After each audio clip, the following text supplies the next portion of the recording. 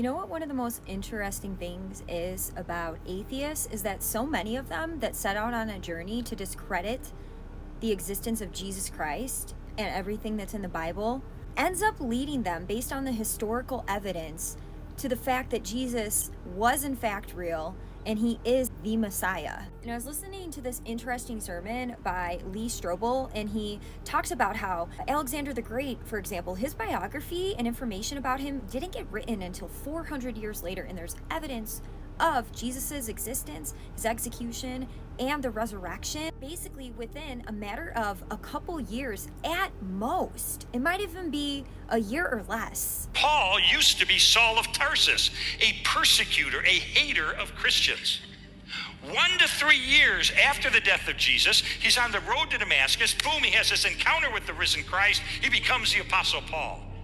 Immediately, he goes into Damascus and he meets with some apostles. Now, many scholars say this is when the apostles gave him this creed that he later shared with the church in Corinth. Other scholars say, wait a minute, it may have been 3 years later.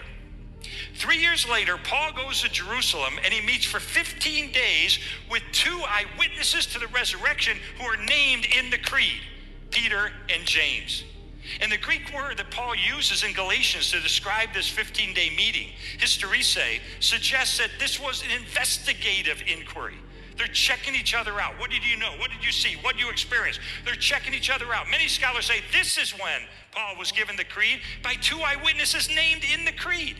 But either way, this means within 1 to 6 years after the death of Jesus, this creed is already in existence, and therefore the beliefs that make up this creed go back even earlier, virtually to the cross itself.